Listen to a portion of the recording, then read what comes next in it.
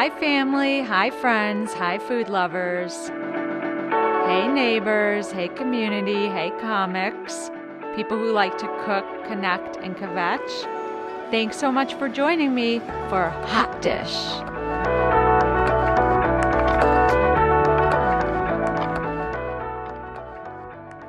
Okay. Hello.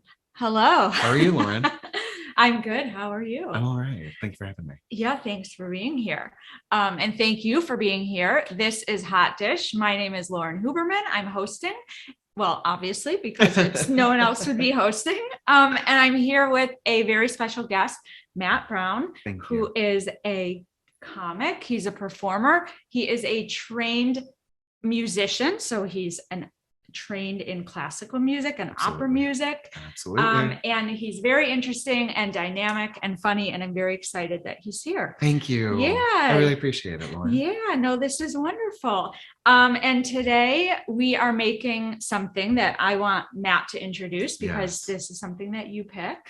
Yes. I picked this recipe because I wanted to do something that was like really authentic to where I'm from and things I ate when I was growing up, you know, give people actual like a little slice of what I actually might be like, maybe. Mm-hmm. And that happens to be half trailer trash. That's what's up. Don't let the corn roast fool you. Like I'm half black excellence and half trailer trash. And so today what I wanted to do was trailer park tuna casserole. Mm-hmm. Okay. Yeah. And this is, so you say you're half trailer trash. And half black excellence. Black excellence. Absolutely. I love that description. Thank you. So, did you actually grow up in a trailer or no? Yes. You did? Yes. Oh, not for my entire childhood, but for several years. Yeah, no, kindergarten, first grade, second grade, like all for like my formative growing up years, preschool before that as well. That was like, yeah, that's where I grew up. That's where I figured out what life was like. Yeah. Yeah. Yeah, in Grand Valley Village in Springfield, Illinois. In Springfield, that's right. That's right. Yeah. Okay. And so is that where you spent most of your life in Springfield? Like you grew up, born and raised there, and then you... I spent most of my time in Springfield, but I also spent most of my summers in Columbia, Kentucky. And I also did live there for a few years as a small child because my family's really just all over the South and Midwest, Missouri, Kentucky, Illinois. That's where we mostly are. So I was back and forth between Illinois and Kentucky for a long time. And then I moved to Chicago when I was 18. Wow. Yeah. Yeah. Crazy. Yeah. Crazy. A child. Seriously. No, I get that. I moved here when I was 21 and I was still a child. Oh yeah. Yeah. You're never ready. No, no. You live here 20 years and you're not ready. No. Yeah. I was a complete moron. Okay. So I love it. I love this recipe.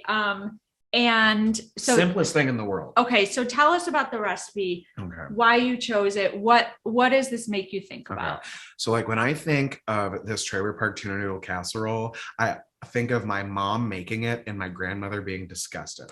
That's literally where my brain goes because my grandma was one of these women who she really tried to pretend that she wasn't from where she was from and that she had a lot more money than she did and everything was a lot better than it was.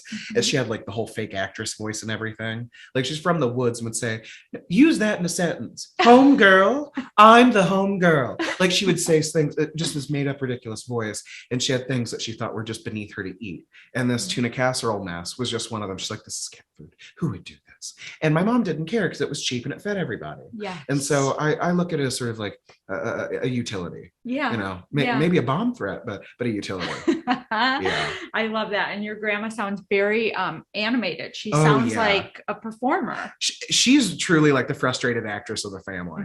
Like everything I am is because of that lady. Like truly, she had the voice before anyone in our family. She had a much better singing voice than I do, and I was not bad.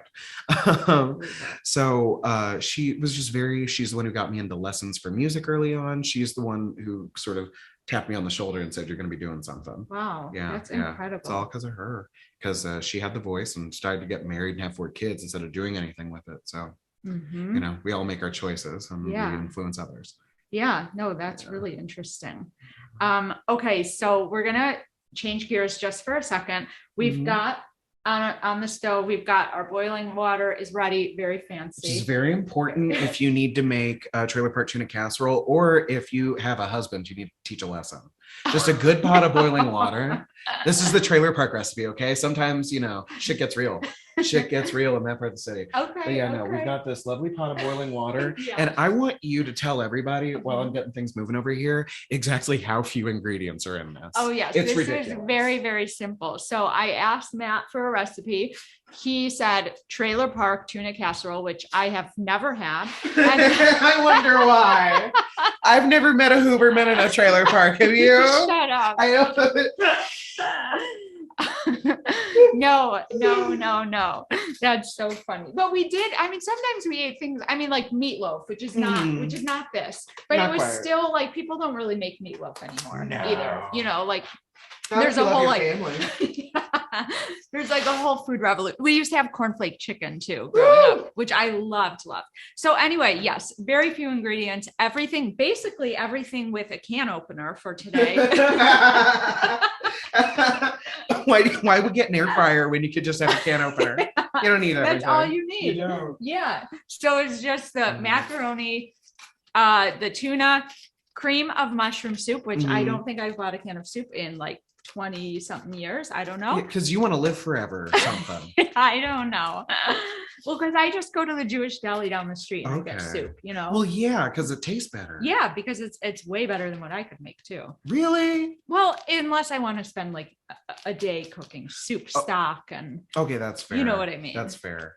It's hard to fuck up soup though. That's true. No, I've made some good soup, but it's been a whole production, you know. I imagine. And then I have to say, this is the can of sweet peas. So Matt said to get peas. Here are the peas. Yeah, and I don't want fresh. I don't want frozen. No. I want a can.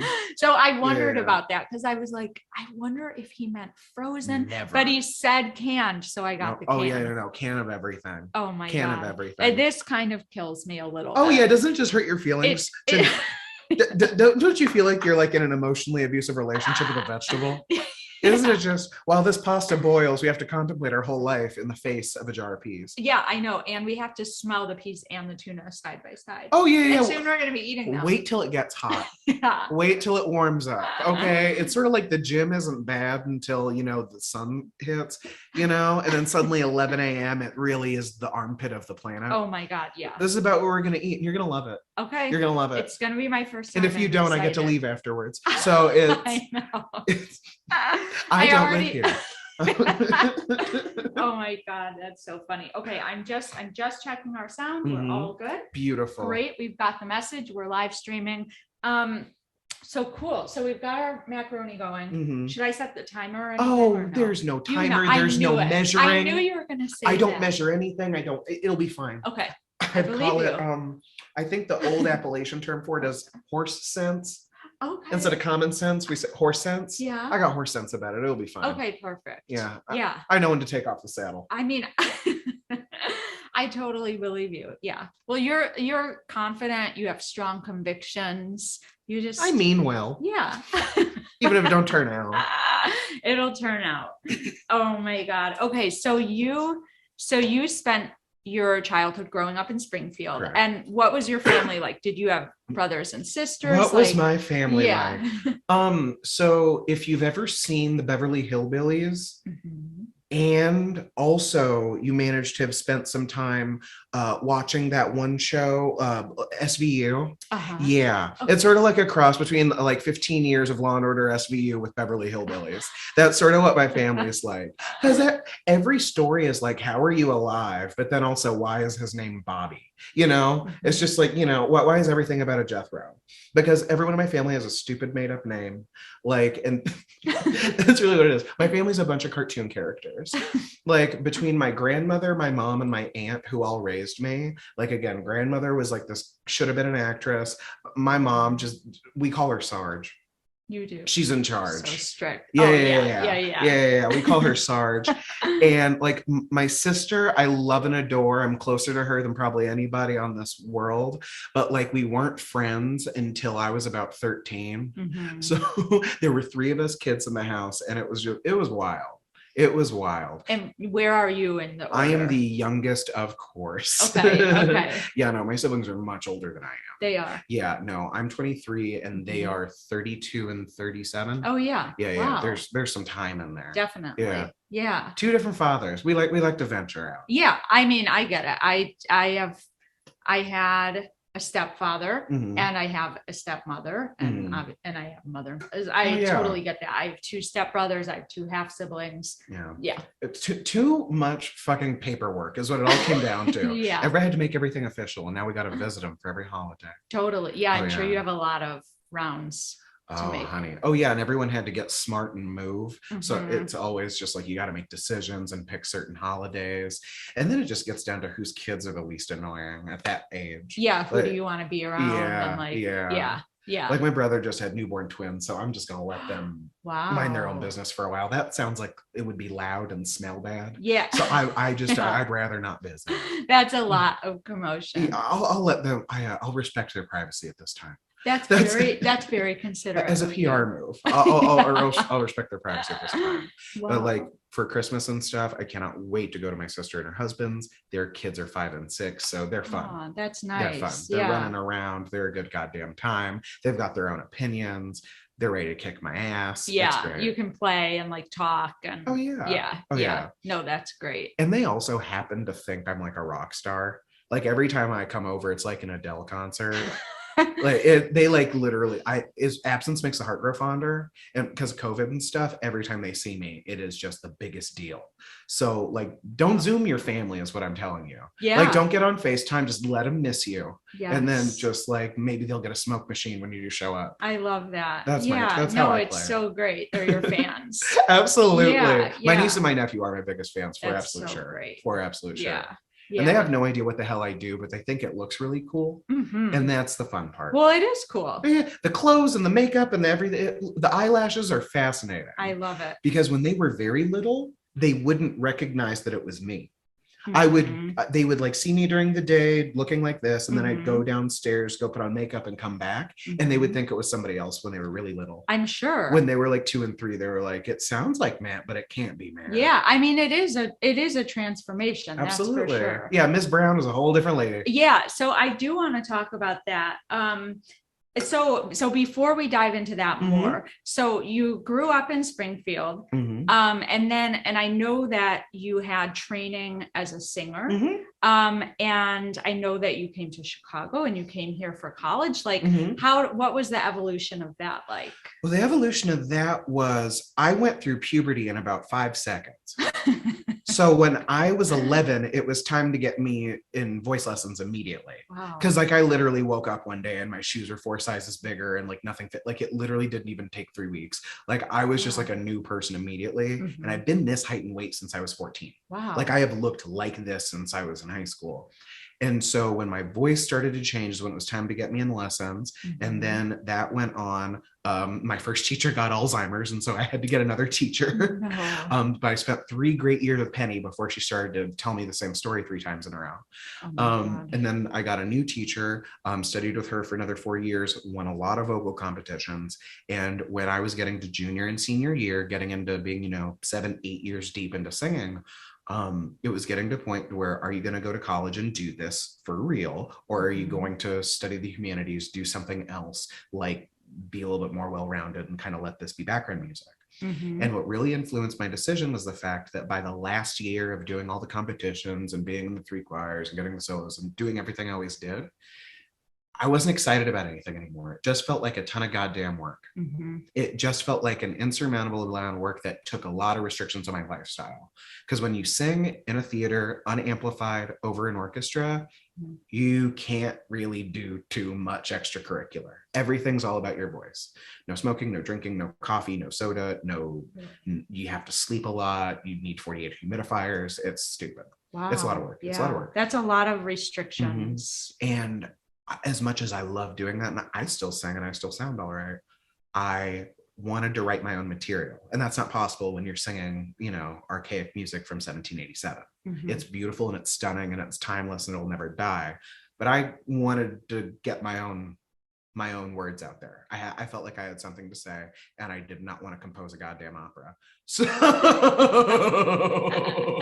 I took the path of least resistance, moved 3 hours north, and got in everybody's face. And it's been running 100 miles an hour ever since. Yeah. So doing stand-up is the shift that you made when you moved to Chicago. Yeah. When I was 18, I moved here in August of 2016 years old. And I did my first open mic like that week. and it was at Comedy Bar, and I kind of never left. Mm-hmm. Comedy Bar is really my home. It is. And I kind of just like never left after that. I was producing at Laugh Factory after I'd been here for 3 months, and I just kept it moving. Yeah, that's incredible. Yeah. Wow. I'm getting paranoid about what do you think about here's this? the thing.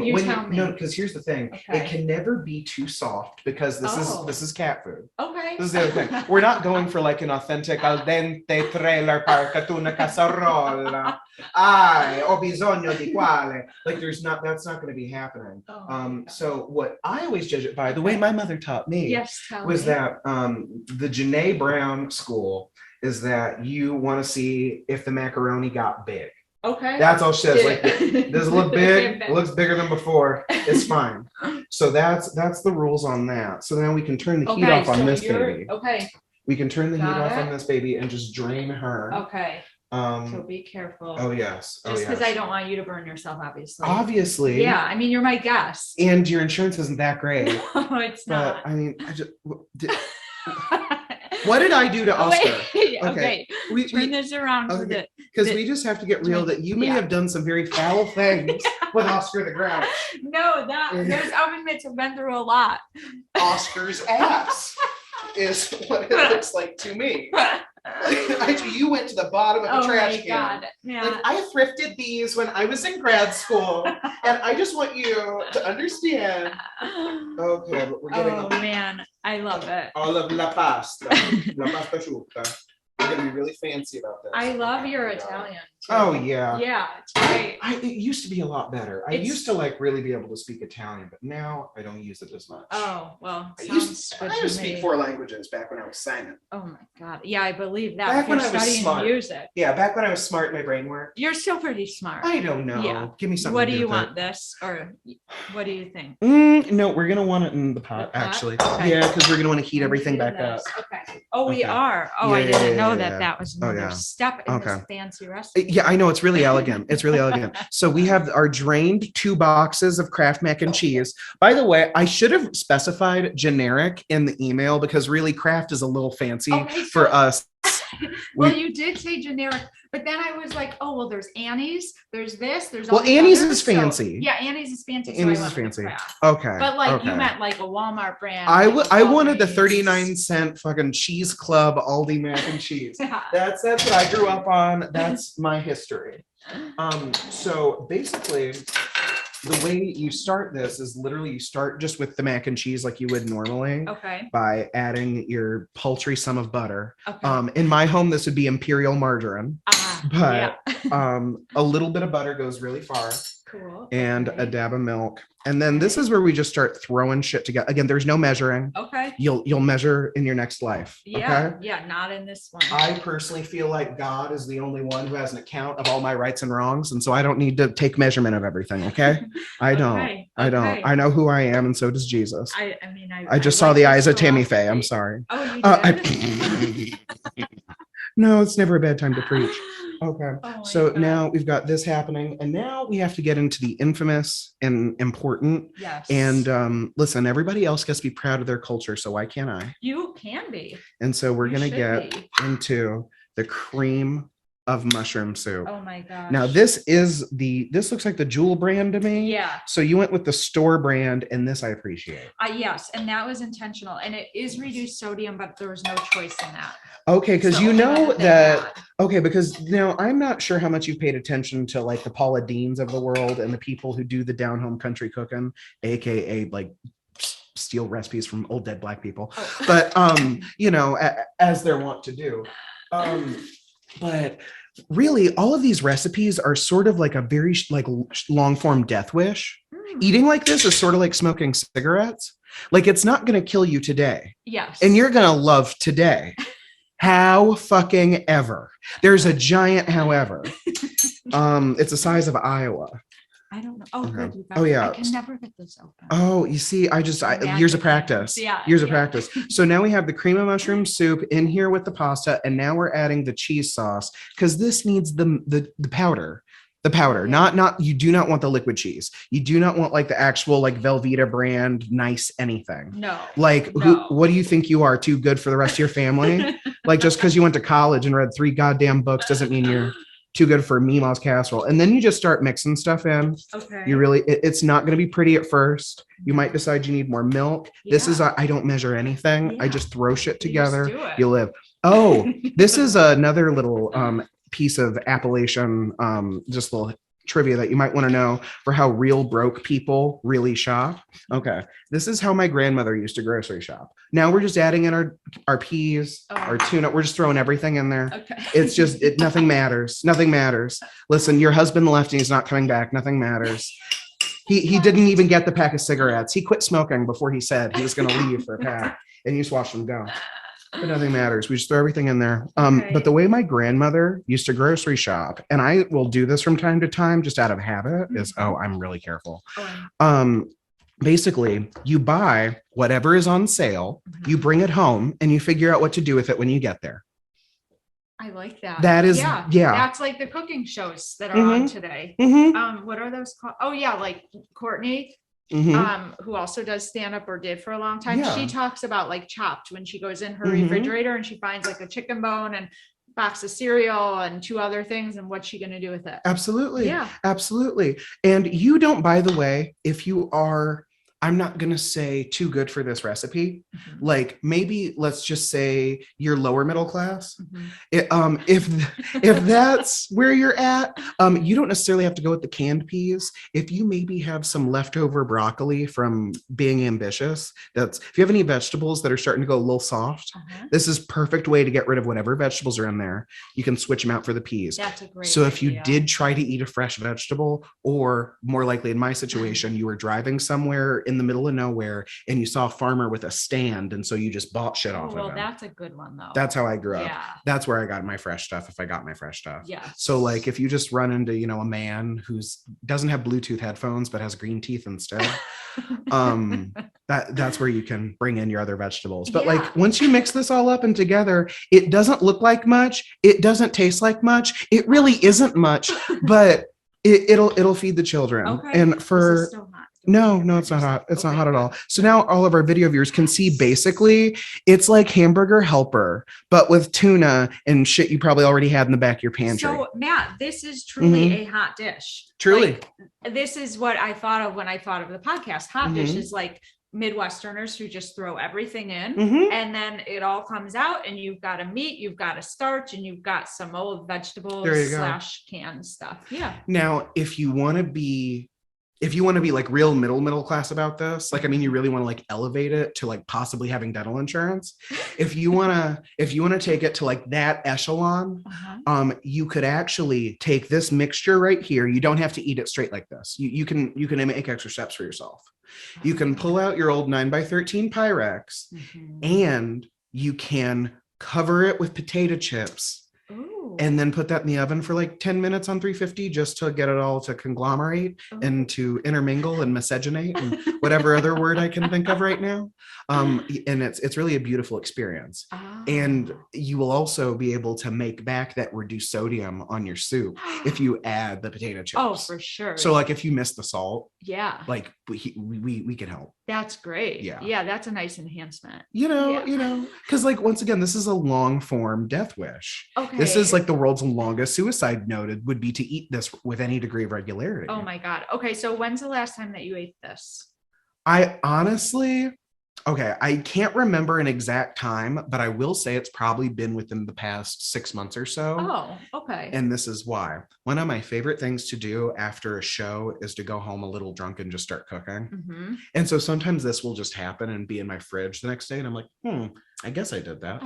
But that's one of my favorite things to do. Go home to a show a little tipsy and just start throwing stuff together. Nice. Pretend you're Ina Garten. Oh yeah. This is something she would totally make. Oh, I agree. What's her husband's name? Jeffrey. Jeffrey would eat this. Yeah. Okay. So what else? Do we have to do anything else to this? I would recommend pepper and maybe some garlic powder if you want to be really like, again, if you have Latino neighbors and you're vaguely aware of seasoning, like just if you have some sort of exposure to outside culture in your life. Okay, cool. Well, Yeah. I have the pepper and I Beautiful. have garlic sea salt, so we should be careful with Yeah, we do, because again, we don't want to totally make back our reduced sodium, right? Because it's not worth it if we don't have the crunch of a Lay's potato chip or a Ruffle. That's Ruffles true. are also very important.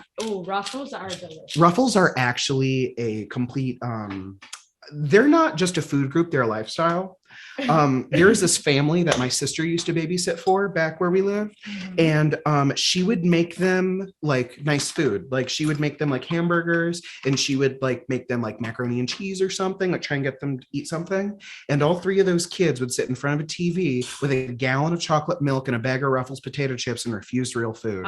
They were feral. It was amazing.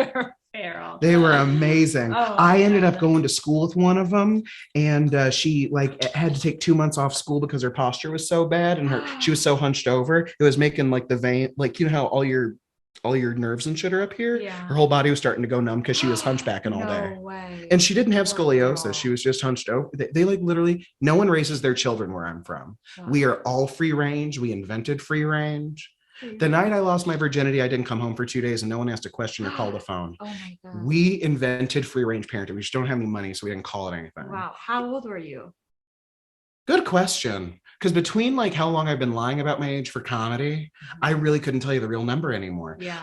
I think I was 17, but I've been lying for so long. I have to think when someone asks me about how old I was. So why you were lying so you could like get into clubs? Yeah, because I refused to have a fake ID because I wanted to make a challenge for myself. I wanted to make it like an acting exercise. I see. I'm going to look older. I'm going to seem older. I'm going to get into this just because I should be. And I never had a fake ID, but I started at 18 years old, and I would just walk into places with steel cut balls, like truly, and just go in. And the other thing that started to help was, after a year and a half or so of me doing stand-up, is when I finally started to wear makeup on stage. Bouncers let you do whatever you want because they think you're either supposed to be on stage or you're a fucking crazy person that they don't want to argue with. So they just let you in. Yeah. Okay. So what should we do with this? Should we try it or heat it up? Or I think, you know what? I think if we could just get 2 forks out and make amends with our bad decisions. I don't care. We can use a bowl. We can not use a bowl. I think we'll use a bowl. Oh, I think we're using the entire bowl. I think we're using the entire bowl with all my coordination. The bowl jumped from my hands into the food. It has a mind of its own. It's like the teapot from Beauty and the Beast. It is. Angela Lansbury inhabited this bowl. Okay, so I'm gonna have to eat around the peas because. You don't do peas? Not really, but it's been a long time since I've tried it. Since I was a kid, and like. So you haven't had a pea in just millennia. Oh, for sure. Okay. 30 years. Okay. Okay. So this is definitely a 1990 something situation. Yeah. Oh yeah. Well, there's one pea in here, so I'm just going to eat it. Oh, I'm proud of you. Yeah. Thank you. It doesn't taste like much. Doesn't look like much. Okay. It isn't much. It's fine. It's fine. That's exactly what it is. It's fine. I was going to say it's not terrible, and I'm not going to say it's amazing. No, you're not going to say it's good. You can't say it's good. No, I'm not going to be This is a bad marriage you don't leave. This is what it is. It's just fine, Herbert. And this is what it is. And this for is what kids it is. and a family, I get it. You can say you made them eat a vegetable. And there's protein. And there's the carbs, so they're not going to be hungry for a while. And if they don't like tuna, or they have heard that they don't like fish, you can lie to them and say it's chicken. Oh yeah, you're right. My mom used to feed us fish sticks and tell it was chicken. Just lie. They're little, they don't know, they don't need to know. Oh yeah, no, they don't need to know. I'm also very against asking children what they want to eat. You are? I'm totally against that. You just think whatever you're making, whatever it is, you're eating it. What else in this house is up to them? Nothing. Why are we starting here? Well, that's just how I feel. So what if they didn't like anything that was on the table? Then they're just hungry. Okay. Pity. Try saying no to me again. Try saying no to me again. See how long it lasts. My mother's name was Sarge. Oh yeah, no. I am, because the thing is, I feel like you have to be tough on kids early, so that way later on it's less issues. Definitely. Because if they know hard, firm boundaries at 4 and 5 and 6, you don't have to worry about them being crazy at 17. That's true. Because they know what's up. Yeah. Like I've said to friends that are struggling with their little kids, I'm like, they're never going to be easier to control. You like have to take care of this now. Yeah, it's true. You have to. Yeah, it's like I mean, I taught high school for a Mhm. while, and it was way easier to be strict at the beginning of the year and lighten up toward the end of the year and have fun with the students Mhm. versus the other way around. And the other thing is that teaching high school, there's very limited what you can do, because if you're 15 years old and you're Mhm. practically an adult and you Mhm. decide you don't give a shit about something, no one can make you care. Yeah, that's true. And especially if they come from a family where dropping out's not going to be the end of the world. Yeah. You can't, if they decide they don't care, that's it. Yeah. They've made their decision. It is. I know it's really hard, for sure. It's hard to see that happen too to Exactly. some kids. Which is why I believe if you just feed your kids the trailer park tuna noodle casserole, they'll just get broken early. This and is how they'll to know. solve all of our problems in the US. Truly, truly. I think this will fix the economy. You wouldn't be spending any fucking money on food anymore. That's true. This was very, very cheap. I would. Cheap is not a. Oh yeah. Cheap is a word that I talked about on my last podcast like with it. Emily. But anyway, it has a negative connotation, but there's really no one's going to say, "Oh, this is a very budget-friendly meal." Someone would just say, "This is a cheap meal." Exactly. Yeah. Yeah, and then also budget-friendly. Whose budget? Right. True. Like that's such a like. There are some people who are able to feed a family of 4 or 5 or 6 on like $200 a month because of where they live. Wow. You yeah. know? Yes. Yes. Like yes. if you live in Idaho or you live in Nebraska and cost of living super low, like, you know, whose budget? Yes. Whose budget? It's Because totally like different. what we think is normal to spend going out or normal grocery budget sounds absolutely ridiculous to somebody who doesn't live in a major city. For sure. They don't know what the hell you're talking about. Yeah. Yeah. Okay. So we're enjoying our meal. It's just fine. It's just fine. It's just fine. It's just fine. And it's a lot of just fine. Oh, there's a lot here. Oh yeah. You're gonna have leftovers to take home and stuff. Yeah. You could upset so many of your friends with just this. Like if you just really wanted a lot of people to not talk to you anymore, have a dinner party. Have a dinner party and be like, you're welcome. I love that idea. But I will say, one of my friends from back home will ask me to make this from time to time. Oh my gosh. My friend Bradley actually likes this. Wow. But he's also been in the army, so I think he's just been broken. Oh, you know, for sure. This is for people. This recipe is for people who don't fuck with therapy. Yeah. Like if you refuse to be vulnerable, just eat this and you'll get over it. Okay, so I do want to talk about your comedy too. So I know, you moved here, you start doing comedy at pretty young age. Embryonic.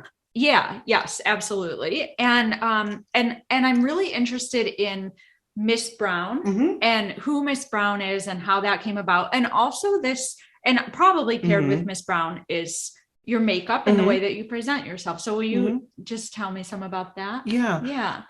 So basically right now, when you look at me, nothing fancy. I look like any other black guy in his 20s walking down the damn street. Like I'm pretty unremarkable. But when I'm on stage, not every time, but I would say 90% of the time, I am dressed in really flashy, sequined or patterned or bright suits. And I wear a lot of makeup. I wear very long eyelashes and my eyebrows are pretty thick. And my top lip is completely fabricated. It's the biggest lie foisted upon the American public other than the Federal Reserve. Like me and my top lip, we're just I call my top lip Breitbart because it's just a conspiracy theory. Like I have made it up. I have made it up. So I didn't know that because I've actually only ever seen you in makeup when you're performing. Yeah. And like, it's the same person, but it's like, oh, no one's eyes are actually that big. Oh, he only has 4 eyebrow hairs. Okay, damn. That's actually he does a good job drawing those things on. You can notice everything now. But the makeup came as a sort of, it was something that I always enjoyed. Like when I was in high school, I would wear makeup from time to time. To me, it's not like a gender identity statement. It is purely a hobby. It's something I enjoy. Some people like to ride horses. Some people like to paint. I like to sit in my house and custom make eyelashes by hand for an hour and a half. Like I don't know. It's not that deep for me. And so as it became something that I brought into my act, because I did not wear makeup for the first year and a half, I demanded of myself that I learn how to write a joke and tell a joke and not put anything extra on it. I needed to learn how to do my job on a fundamental level. I had to before I started to make it more complicated for myself. So then once I did that and the makeup came in, it also, and this was literally no fault of my own, no planning of mine, after people sort of got used to seeing me in makeup, Then the whole non-binary explosion sort of happened in the news. Yes. And all these people who had known me for 3 years suddenly thought that because they read a news article that I was a completely different human being. Mm-hmm. And so and then people would ask me questions that didn't make any sense when they've known me for a very long time. And like what? Like just sort of, why, if you've known me since I was 18 years old, we've done shows together, we've been on the road together, you know me. Why do you need to ask me what my pronouns are because you read a New York Times article when you've known me my entire life? Like, you know who I am. Mm-hmm. Why was that coming up now? Mm-hmm. And to be honest, so before the podcast started, obviously I said to you, what are your pronouns? And that is something that You've never seen me like this before. I haven't. Yeah, this is confusing to you. But I also read on your website, and you were saying there were some references and you were using like he, him, or whatever. So I figured, but then your email is Miss Brown Comedy. And so is all my social media. Yes. So yeah, and where that comes in is Ms. Brown is a very layered and complicated reference because it's a very simple name. My last name is Brown. It looks very simple on paper, but it's very, very deep. And I'm glad that you mentioned the way my bio is on my website, because it will say Ms. Brown, he, la, la, la, la. Yes, exactly. And so this is like a deep literary reference in the mix of a deep pop culture reference that no one's ever fucking gotten. And it's just for me. Basically, whenever it starts, the newer one that it came to was that when Whitney Houston would get stopped by paparazzi and they'd say, Miss Houston, she'd always say, Mrs. Brown, because she was married to Bobby Brown. And I loved the authority with how she said that. I absolutely love that. And then when you get back into my older references for it, if you've ever read Fanny Hill by John Cleland, it's basically like, it's written in the late 1700s and it's the oldest porn you'll ever find, like other than Marquis de Sade. It's like literary erotica from like pre-Revolutionary War. And the Fanny Hill is the protagonist and her madam's name is Ms. Brown. And so that's the other layer to that. And then it just became this thing of like addressing the whole, what are your pronouns? Ms. Brown, I'm your fucking librarian. That's who I am. I'm your third grade teacher. Ms. Brown, like, you know who I am. And so I just like the layers of confusion that it is. And it also, the other literary reference is another great gay book, which I think if you've ever sucked a dick, you have to read this book. It's called Our Lady of the Flowers by Jean Genet.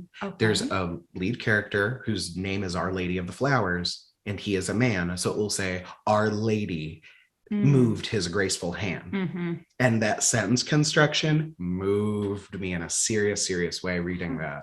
So it's a reference to a lot of different things that all came down to one place pretty directly somehow. Yeah. So you like to have, you're like kind of playful in that way and provocative in that way, I think. And you like to have this different persona on stage and this different way to present on stage.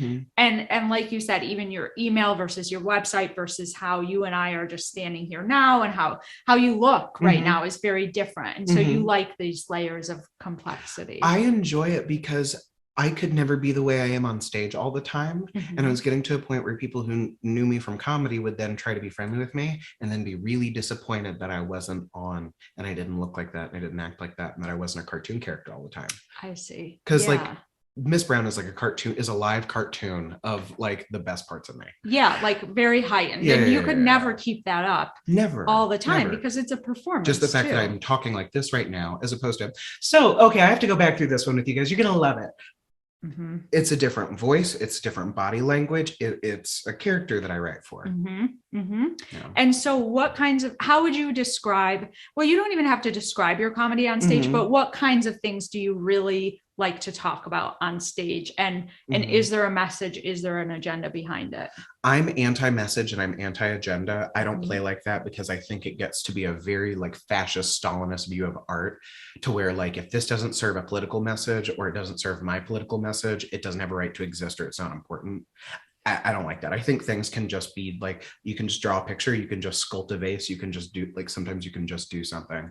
And so for me, my comedy, I like to take apart class and I like to take apart race and I like to take apart gender and sexuality and sort of where I am at emotionally in the mix of all these sort of big ideas that we're all sort of dealing with. I love to talk about my family on stage. I love to talk about where I'm from on stage because it shocks the audience. Yeah. They would never think that I grew up in a trailer park. They would never think that like I delivered a baby in someone's shower in a single wide trailer. They would never think of any of that stuff. Yeah. They would not think that like one of my favorite jokes about that is I never came out of the closet. I escaped Dolly Parton's wine cellar. Like it really is just like wakes them up to the fact of like, no, this is a guy. This is a guy from the woods. Like this is real. Yeah. No, I love that. And also I think to your point, there isn't like, you're not going to be the figurehead for anybody who is gay, for anybody who likes to put on makeup, for anybody who, I mean, you can't possibly represent all of those things. So it's you on stage. I don't even represent myself. Stories. Right. I don't even want to take up the responsibility of representing me up there. That's why it's Miss Brown. It's Miss Brown. Like, so I'm against that thing of this sort of these outrageous claims of needs of representation immediately and stuff like that, because you have to ask yourself, do you want to see your story on TV, or do you would just wish it was you? Yeah. Do you just wish it was you? Because I don't know, maybe it's just my little echo chamber of being around a lot of actors and comics and writers in my social media. But like people are making those claims. It's like, are you just mad you didn't get the job? Or do you like really want to see that story done well, no matter who's doing it? That's where I get into. Yeah. No, I understand that. Okay, I'm checking the time. Good. We still have some time. So so I'm interested in a few other things here. So one is, I know this is a crazy question, but have you bombed on stage? Oh yeah. Okay, because it's one of those questions. Yeah. I think all comics have bombed, but I listened to you on another podcast, and I was just wondering if you thought like if you would have a different takeaway from bombing and maybe you wouldn't call it bombing, but you would say I've bombed. When in the podcast that you're referencing, did I say that I don't bomb? No, okay. You didn't, but because I have definitely died up there. I have definitely died deaths up there. No, but the reason that I thought that is because the question, so Rob Litwin on Performance Review, which I love, great podcast, listen to it. Very it's amazing man. Yeah, so he asked you, what advice would you give to comics or someone just starting out, and you were like, well, I would say like I wouldn't give you advice. Like you're in charge of your own journey. Like you do your own thing, you learn, you figure it out. And so I was just kind of wondering, like, would you also say like, I've bombed, this has happened to me, this is how it felt, this is how I've recovered? Because bombing is like such a cornerstone of like what all comics go through. Yeah. Okay. Well, I think that I can get into situations where I have and why I think it happened, but I think the why is often the most important thing, not even necessarily the recovery, because it's the knowledge of where you lost them or where you went too far or where you didn't do enough and you bored them. You have to figure out where that point is, where those 3 words were that ruin the rest of the evening. That's your job, because recovering from it is a skill that once you learn really how to do that through, and I'm not even there yet, but through years and years of doing stand-up of 15, 20 years, there are people who will dig themselves into holes on purpose for the privilege and the honor of digging themselves out of it. It's like a testament to their skill. I've heard Burr talk about it, and I've heard other men and women talk about it. And so I think that say, oh, this is how you get out of it. Well, you'll figure that part out. You need to figure out how to prevent it. So worry about the how and worry about the why and the fixing it. Let's just hope there's nothing to fix. Let's just work from the position that we're just going to make this really fucking good. Yeah. So when you bomb or when you have bombed in the past, after, are you questioning your choices about comedy? Are you able to look the audience in the eye? Like, how do you feel after? I'm not able to look the audience in the eye, even if I've done well. Really? I hide.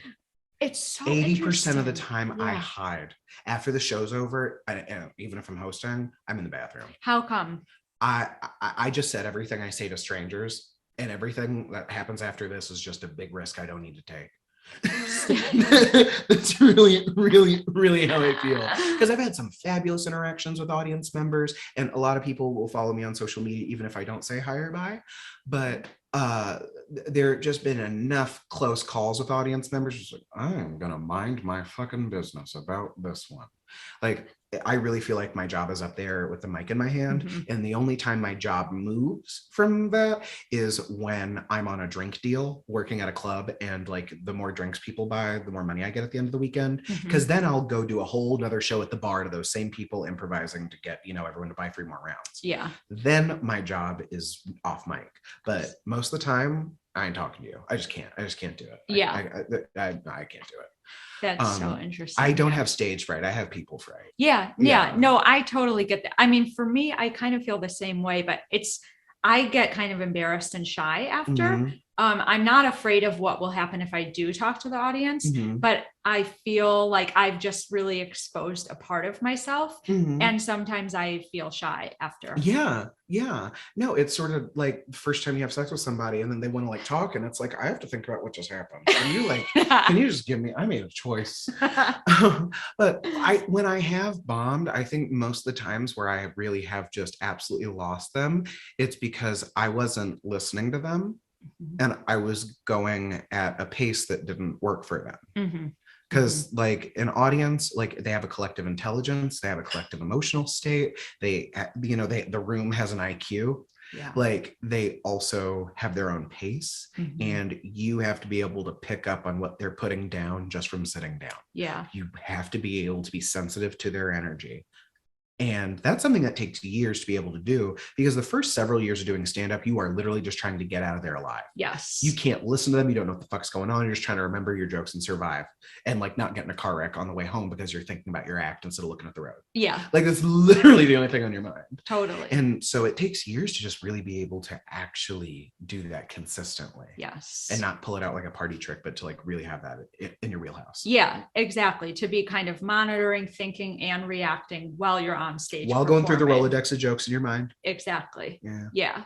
I mean, I've seen you perform a couple times. And then of course, like even hosting the open mic at a live one, you are a fabulous host. Like you're so quick on stage, Matt. Like Thank you. Seriously, like it keeps the energy up so much, and it's not too much. Sometimes people host and in between comics, they have a whole story and you're just like, okay, especially at an open mic, you're like, let's keep it rolling here.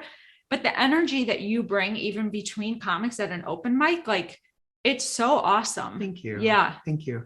I really think that I get the most compliments on my hosting because it's something I've had the most practice doing. I have hosted an absolute ton at Comedy Bar. I've easily hosted over 100 shows there, over 150 shows there. And then when you count all the other clubs in town, it's really just something that I wanted to get good at because I knew it would mean that I would always work. Yes. And that's proved true. And the attitude I have about it is that this show is not about me. I am hosting a party and I'm introducing you to all my amazing friends. I really want you to be so excited about because I, for that moment, really believe that you're going to have the best time in your life if you just listen to them and are receptive. Yeah. That's really the energy I try to bring. This is an amazing house party. This isn't a show. This isn't about, this is just fun. Yes. I love that. And a lot of comics actually kind of, hosting is viewed as second rate sometimes, but I think it's such a smart thing to do and to be able to have that skill set because like you said, first of all, a host is so important, a good host. And second, it is an opportunity to get more spots and get more gigs where you might not. So absolutely. And I really think that if you ask any staff member, if you ask any server at any comedy club, they will tell you, the people that are there night after night, day in, day out, 3 shows a night, will tell you that the host and the headliner are the 2 most important people of the evening. Really? They will. Yeah. That's always what I've heard. That's always what I've gotten. So because if I'm good at my job, I set everyone else to play even better. And if I am having an off night, everyone has to work 14 times harder, and that's my fault. Yeah. Yeah. So like being good at your job and being prepared and having a ton of practice and not thinking you're too good for the practice and willing to, take your time getting raises and stuff like that, just slowly earn things and it'll all come. No, I was like blown away. It was literally an open mic we were hosting together. Actually, I was like, you just host because a month ago or whenever it was. Mhm. And I was blown away. Thank you. Yeah. Thank you. You were incredible. Thank you. So the other thing I'm wondering about you is like, what has surprised you about stand-up and what have you learned from doing stand-up? It's really hard for me to separate the surprises of doing stand-up and the surprises of moving to a big city and the surprises of being an adult, because they've all been one and the same, like they all just sort of hit all at once. But what I think really surprised me the most about stand-up was the system that sort of exists, that there is sort of like there's like a system of elders. That it's almost like a priesthood. You're watching all these monks go around from mic to mic. Some of them are bald, so imagery really sticks. There are all these like monks, they're going from mic to mic, and they're really telling jokes that only they understand and only their friends get. And like it's like this weird monastic system of sort of, you have to understand all the rules and all the hierarchy to get to whatever. It sort of feels like being a nun in like newly colonized Mexico to me. Like I have to figure out a government to do my job. That's so fascinating. And that really surprised me, because I just figured it's like, well, if you're hosting an open mic here and you're hosting a show there and you're funny and she's funny, why aren't you guys on the same level? Why don't you, stuff like that, just like the whole having the politics of it. Yes. That just hit me upside the head, because I was 18 and didn't know nothing about nothing. Like I didn't have a full-time job till after I'd been doing stand-up for a while, because I was in college. So like even like the political work world, you know, that sort of idea, that hadn't even hit me yet. Yeah. So it hit me upside the head with stand-up real hard. Yeah. Real hard. No, I could see that for sure. Yeah. And now you feel like you can navigate that world. You're part of that world. You understand how things work. Like, yeah. I spent my time sort of being quiet and paying attention. And I think I know like which way the sun's shining. I don't know. And I also was just really lucky to have like a lot of very talented, very funny people take to me early on and want to help me either with advice or just by just being really nice and telling other people that I might help out their show. Yes. But like, I mean, I got to do shows really early on. Like I'm talking 2 months in with like Danny Callis, like repeatedly, and Kelly Howard giving me amazing advice that's helped me a ton. She's amazing. And Kristen Toomey just really has been such a good friend and so smart. And just like I had people who cared early on that could help. I had friends that were producing at Laugh Factory and said, "You're going to make my show a lot better. I'm bringing you on. I don't care that you're 12." You know, I just showed up with like good intentions, and I think prepared with decent material for somebody to start with. Yes. And it all kind of took care of itself because I showed up and did my job. Yeah. Oh, absolutely. I really do my best. Oh, I can tell. You're so professional. So professional. Even with the podcast, like your correspondence, like you were perfectly on time today, like texting, emailing, like I love it. Very, very professional. Thank you. Also, so you can't manage your own schedule, be your own manager and agent if you're disorganized. No. And people don't want to work with someone who's a mess. And you can't get help if you can't help yourself. Yeah. You know, no agency wants you if you can't show up to a Zoom call for them, you know? Yes. No. Okay. So what's on the horizon for you? Like in the next, I don't know, 1 to 3 years, any goals that you have, any kind of next steps you're imagining? I think probably 3 years from now, I will be on one of the coasts. I haven't decided on LA or New York yet. I don't know. I can't make up my mind on if I want to act more or write more. And so I could go in either direction. I have got to make up my mind about that, but that's coming, I think, within 3 years or so, by 2025, I think probably. And the goals that I have that are a little bit more immediate, I want to continue to do longer sets in the city. I've been really lucky that I've been able to do half an hour a few times since the summer in the city. And I feel like I'm really good at doing long sets because I started when I was 19. I did half an hour the first time as a teenager. So I've had a long time to work on my long set. And so I think the more chance, and I've, again, been able to work so much at Lincoln Lodge, and it's been so helpful to get new material and stuff like that. But I think that getting to get that even more refined and maybe recording an album, I think those are things that are coming up over the next couple of years, because there are some jokes that I love to death that I have to give a proper burial. Yeah, totally. Like wrap it up and be like, okay, and now I'm going to set you aside for a while and work on. There's a lot of stuff that's funny from my college experience, but time is ticking for me to be too old to talk about it. Yeah. But Yeah. there's some stuff that's really funny. And if that's like a good front loaded 10, I know everything else will work. Yeah. Yeah. No, Mhm. that makes sense. Okay. Wow. Well, this has flown by. Great. Yeah, I don't want you to leave Chicago. I know like comics always, they don't always leave, but I've seen a lot of comics leave. Well, I mean, the more TV shows film here and the more things change, you never know what's going to happen. I live right down the street from Cinescape, you know, the Oh, big, yeah. yeah. Yeah. So you just never know. That's You true. just never know. Right. Right. Right. I try to stay really hopeful because everything good that's happened to me has been a lovely surprise. That's been one of the big surprises about stand-up, that people might want to help you and be nice in something that's so competitive. Yes. But you show up with good intentions, hard work, and doing something that other people are not doing, and you will get your rewards. It may not be on your timeline, but you'll get them. Yeah. Yeah. No, that's very true. That's true. Well, this has been delightful. We've got a lot of our trailer park tuna casserole. We've got a lot of bad decisions in one place. Yeah. I want to give a big shout out, of course, to Matt Brown for being here today. To Christine Ferreira at the Lincoln Lodge. Yes, we love Christine. Love Christine. And also there's lots of other podcasts at the Lincoln Lodge. Of course, there are wonderful comedy shows. Check them out. And yeah, Matt, you have been delightful.